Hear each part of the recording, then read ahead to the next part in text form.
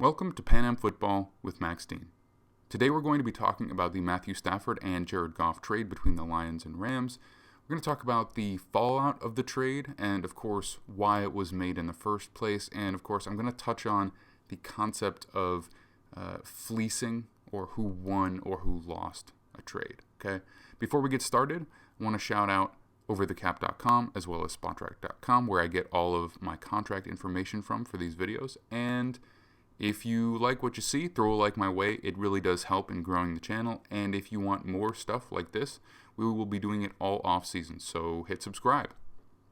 Okay, now before we jump into this, what we're really going to be looking at are the status quo of either team, and then why they made the trade and if it makes sense to them. We'll look a little bit at the contract numbers, but I'm not going to dwell on them too much.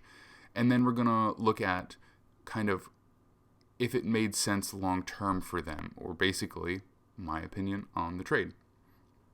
So to kick things off, we have the Detroit Lions.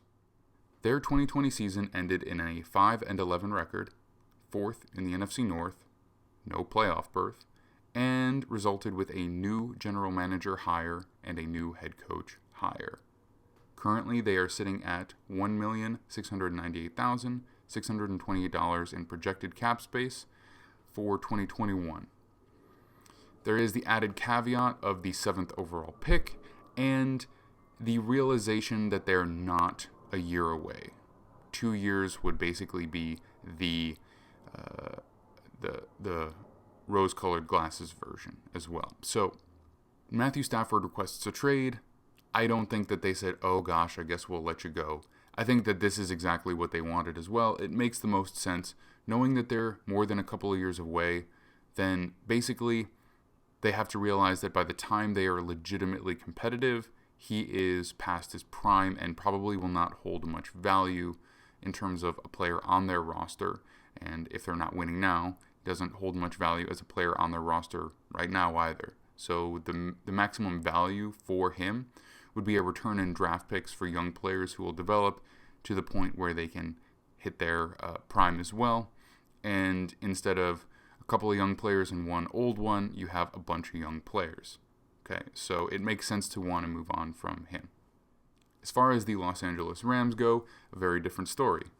10-6 record, second in the NFC West. They made it in as wildcard team. They won a playoff game. And big thing to look at here is they are projected to be $31,279,096 over the salary cap in 2021. Okay, so that's obviously got to change. Now, looking at their quarterback situation and why they would make this move, well, they have a pretty good team. They have some elite players on defense. They've got some good skill players across the board. Their offensive line is workable, could definitely be better. And so with all of that in mind, they're saying, well, in the past few years, we feel like we have been a competitive team and our leader, Jared Goff, is not getting us all the way to where we need to be. They've been in the playoffs a couple of times. When they missed it, they were close. They even made it to a Super Bowl, and they did not win. And they feel like if they had a better player at that position, they could win. Now, it's not that simple because of his contract situation, which is very substantial. Their only option to move on is to trade him, and I'll show you why. They can't draft a new player, and they can't sign a player in free agency. So trading away Jared Goff is really the only route to get to where they need to be. When you look at this trade, the way that it's mostly reported, there are a number of different pieces of compensation. The Rams get Matthew Stafford going into his age 33 season, and Detroit gets Jared Goff going into his age 26 season, as well as a third-round pick this year and a first-round pick in both 2022 and 2023. This is just scratching the surface of what actually is involved in the trade here. And we're going to talk about what actually went into it. So real quick, we're going to look at Matthew Stafford's contract with the Detroit Lions and basically what it means before we talk about what happens when he's traded. Okay, if you're looking here at his base salary, signing bonus, and roster bonus, and his workout bonus there too, but it's small. That totals a $33 million cap hit for 2021. He has a 3-year contract, except that 2023 year, the third year, it's just a void year, so it doesn't really mean anything. It was just there to help space out money. And if you want to hear about what a void year is, I talk about it in the Ben Roethlisberger video, which I just put out a couple of days ago. So there is no guaranteed money left in this contract either. So if they were to either trade him or cut him outright, it would be the exact same amount of dead money in 2021, and that is the $19 million there. If they trade him, all they keep is all of the signing bonus for those couple of years, since that was paid to him in the past. Any money that's due to him moving forward would move on to the other team. So that's all of the other money that you're looking at aside from the signing bonus. As far as the Rams are concerned with Jared Goff, it's a much more extensive contract and a much more lucrative contract and a much more guaranteed contract. Okay, so basically he has guarantees in his 2021 base salary, his 2021 roster bonus, and his 2022 roster bonus. That means that if he was cut, the team would be responsible for all of that signing bonus, which is prepaid, as well as the base salary for 2021 and those 2 years worth of roster bonus. That's why this potential dead money hit is so much higher than this cap hit right here. Okay, so if they were to cut him, that's what would happen. That is completely untenable. There's no way that it is remotely possible. So there is a difference, though, if they were going to trade him, and I'll show you what that looks like.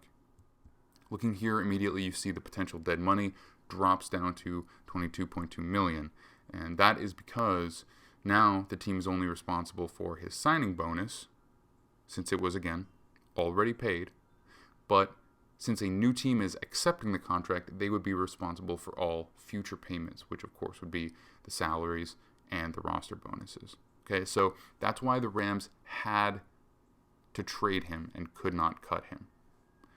So basically, now if you look at it that way, this signing bonus over the course of 4 years, it all accelerates to this year if he's traded, which means that's a 22.2 total dead money hit. Now, we're going to look at what the Lions would possess after this trade is official. Okay, and so the top one is their new quarterback, Jared Goff. The bottom is their old quarterback, Matthew Stafford. So as you can see, all they have for Matthew Stafford is the dead money charge of $19 million, which is the signing bonus for the 3 years accelerated into this year. That's how it works. And then the new contract for Jared Goff, they pick up all of his base salaries over the next 4 years, as well as the roster bonus for the next 4 years. So we have a cap hit of $19 million in dead money, plus a cap hit of $27,825,000 for their new quarterback. Now, the reason there is potential dead money there is because those are all of his guarantees. The signing bonus, that stayed with the Rams, but the potential for dead money, that still comes because of those guarantees. The Rams, on the other hand, these are the two contracts which they now possess, and that is the new quarterback, Matthew Stafford, on top. So all they are responsible for are his base salary and his roster bonus, and that totals a $20 million, well, and the workout bonus too. But that totals a $20 million cap hit, and then all of the prorated signing bonus for Goff on the bottom totals the $22.2 million. So as you can see, in return, they have a lot less going on, a lot less responsibility, and lower overall numbers in terms of responsibility. So looking back at what the reported compensation is for either team, it's pretty simple, but let's look at what's really happening here. So now Detroit gets Jared Goff, 26-year-old quarterback, but they also get a 4-year contract worth $26.3 million per year.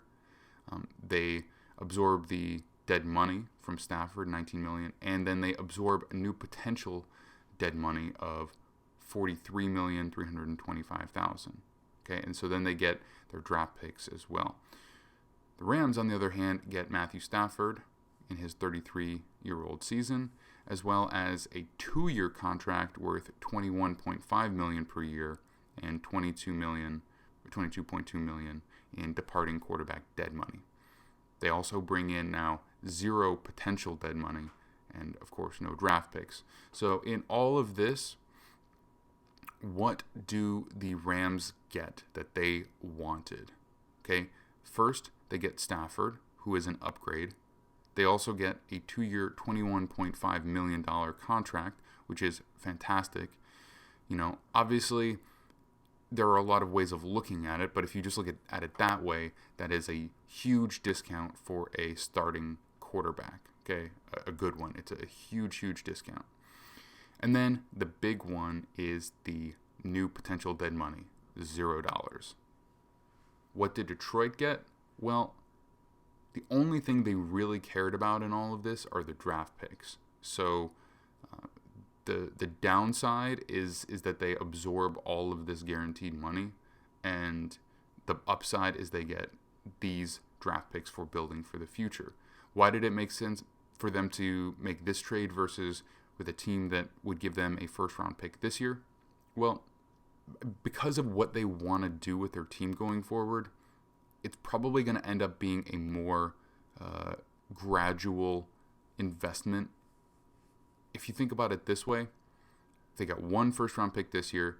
They're going to trade up for a quarterback, most likely, from 7 to the top 4 or 5.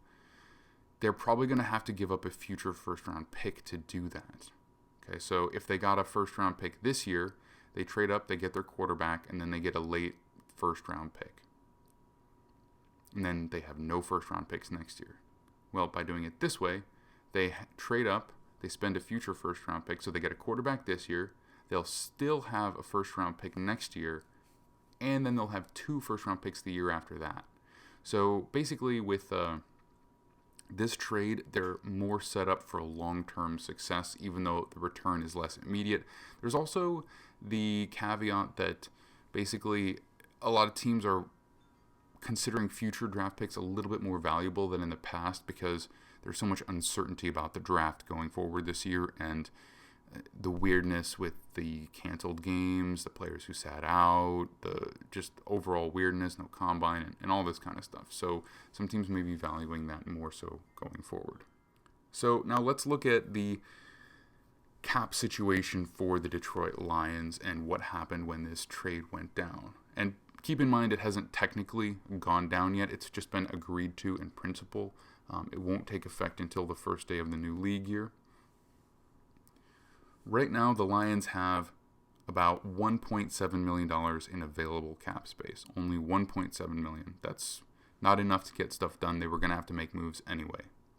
They will absorb the Jared Goff contract. So while they will save $14 million by trading Matthew Stafford, they also lose $27.825 million by absorbing Goff, all for this coming year. So basically, that takes them from having 1.7 in space to being over the salary cap by just a little over $12 million. Now, I wouldn't worry about that very much if I were a Lions fan. You can cut Desmond Trufant, save $6 million just outright, which is probably what I would do. Don't think there's any real reason to keep him on the team when you can have a substantial amount of savings. He wasn't a signing from this regime. He'll probably be gone pretty quickly. And then you also have the option to restructure Jared Goff's contract. And if they actually do it, I'll do a breakdown of it so people understand it a little bit better. But just keep in mind that if you were to do that, you could save up to $20 million against this year's salary cap. You don't have to make that much space, but you could if you wanted to.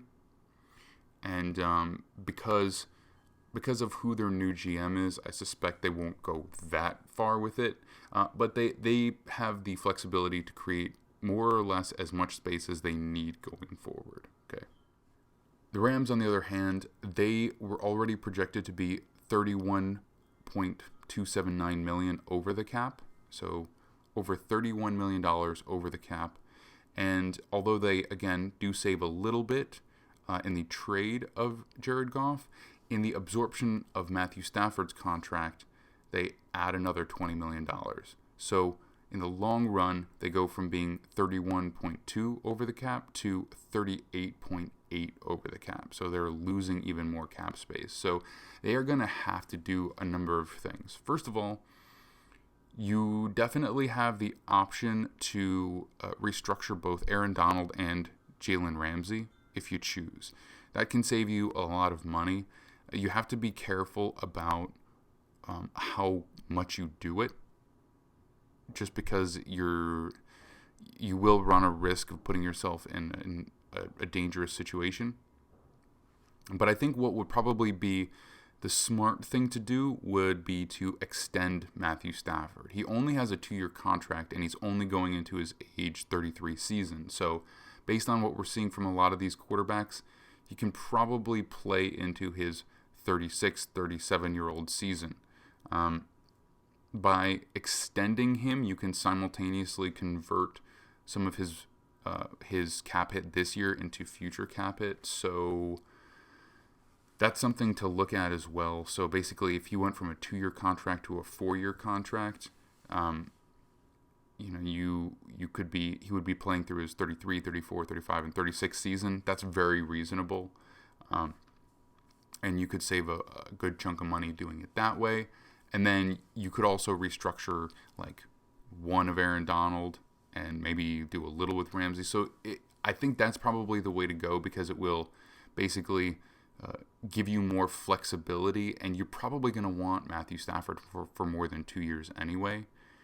There are other routes. You could add a void year, but that doesn't make sense based on the trade they made to absorb him. So to get him on board. So what I would do is extend Matthew Stafford.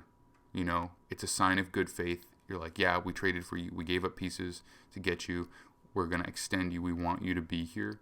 And the other thing is that potentially, if he has just an incredible year, like his best year, you keep his cost a little bit more controlled if you do it preemptively.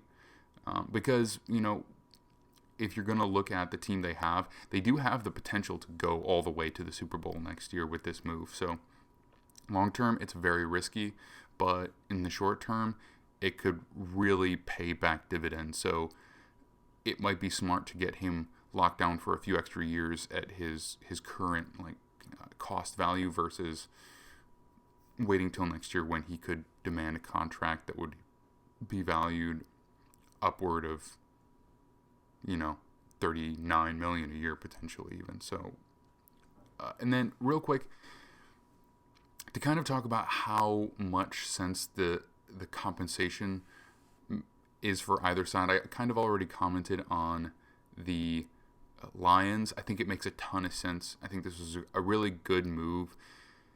They have Goff, who will probably start for them this year. They will probably invest in a rookie quarterback. If I were them, I would be interested in making the transition to the rookie at some point in, mid-season. Or you could wait a full year. Either way, it's fine. And then Goff will probably be on the team 1 year or 2 years maximum. On the other side, in terms of what they gave up, I don't think it was, a crazy amount. However, when you're looking at this team and its roster structure, I'm extremely hesitant I would be much more hesitant to pull the trigger on this trade. So basically, the way that the Rams are portraying this is that, yeah, we know we've been giving up a lot of first-round picks for veteran players, but basically, taking a first-round pick is a kind of a toss-up anyway. Like, a player might work out or he might not, and so basically we're removing the risk from the equation. And on one level, that absolutely makes sense. However, you cannot be doing it ultra consistently. You can do it 1 or 2 times. And trading a first round pick for straight up for a veteran player, that's one thing. Trading 2 is another story, because if the hit is around 50%, you're giving up 1 and you're getting an instant return. You're giving up 2, you're getting an instant return, and yes, if you look at it that way, you're getting the 1 player anyway. However, if you're likely to hit on at least 1 out of 2 first round picks, it's not impossible to hit on 2 out of 2. So instantly you're removing the risk of missing on one of them, but you're actually also removing the possibility of hitting on both. Okay? And then if that's really the way you feel about it, trading for other veterans is not the right move. If you believe you want to avert risk, what you should be doing is just trading out of the first round with every single first round pick. Because the value difference between a first round pick and a second round pick is not crazy different in terms of the hit rate percentage. They stay near-ish 50%. So if you really believe that, what you should be doing is trading down your first round pick as many times as you can and collecting, 3 or 4 second round picks every single year. Because you could do that if you really wanted to. You might not get maximum value, but if that's your strategy, you can make it work. And so instead, if you really don't think first round picks are that valuable, make 4 picks in the second round every year. Okay? So then, if the hit rate is around 50%, you're going to get hopefully 2 good players versus 1.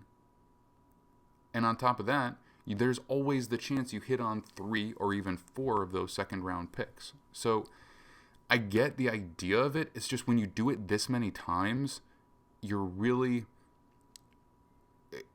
taking out a bit of the risk, but you're also taking out 100%, like a huge chunk of potential upside. And if you really don't believe that first round picks are that valuable, you still have to believe that picks are valuable. And so I